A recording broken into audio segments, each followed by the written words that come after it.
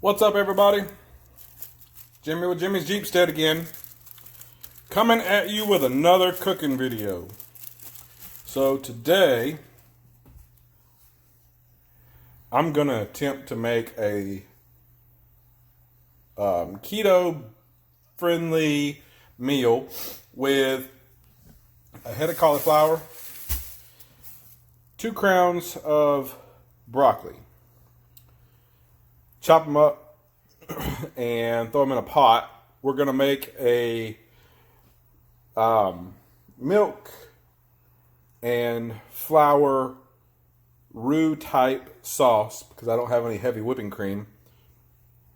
And what I'm going for is a broccoli and cauliflower soup. So stick around and let's see if we can make this work. Okay, so we have our cheese sauce mixed together, and in the middle of making this I changed my mind. So now we have a half a cup of flour, all-purpose flour, a splash of milk, 2 tablespoons of butter, mix it all together. Then once it's mixed together, I put about a half a cup of water in it. It was starting to chunk up like mashed potatoes. So we got it broke back down, and then we added a whole bag of cheese, and then about 1/4 cup of bacon bits. We use the bacon pieces. And then we're going to garnish it at the same time after we put it all in this pan. So I've got my, I believe it's 9 by 11, 9 by 13 Pyrex glass pan, and I have the broccoli. It's going to steam the phone up, but I have it steaming again. It still wasn't as tender as I wanted it to be.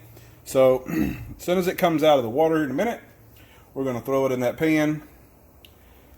Actually, we're going to put that cheese sauce in there, mix it all together, dump it in here, and then since I used a whole bag of cheese earlier,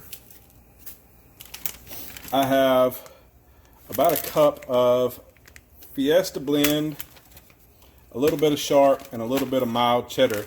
We're going to put that on top of everything in the pan, and then we're going to sprinkle more bacon bits on top of it, put it in the oven for about 20 to 25 minutes on 400 degrees.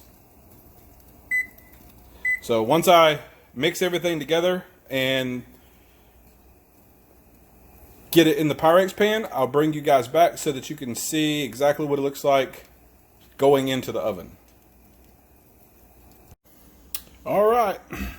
So after the broccoli cooked down a little bit more where I wanted the tenderness to, I decided to go ahead and put it in this smaller Pyrex, the 9 by 9.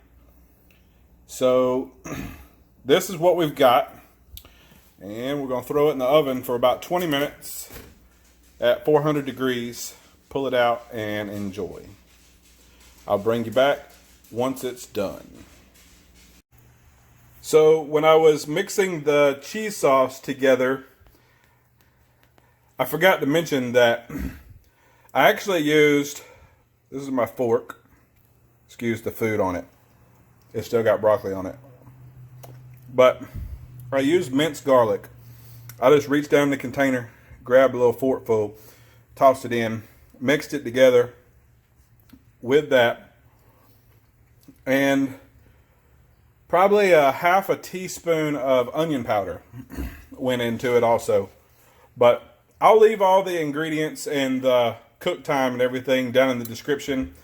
That way, if any of y'all want to recreate this, you can put your spinning touches to it.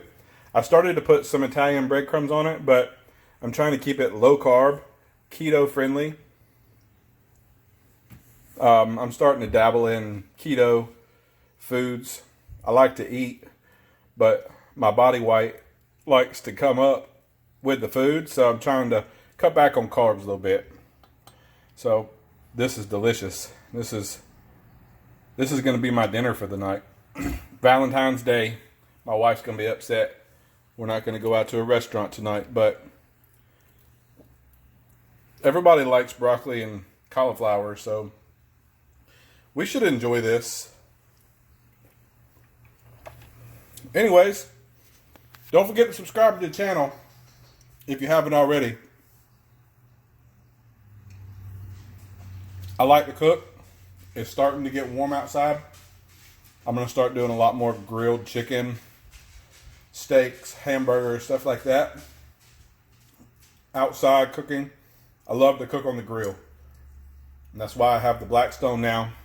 And I have a small charcoal grill. And I may end up with a smoker before the end of spring. We'll just have to see how cooking goes. But this is our food for this episode.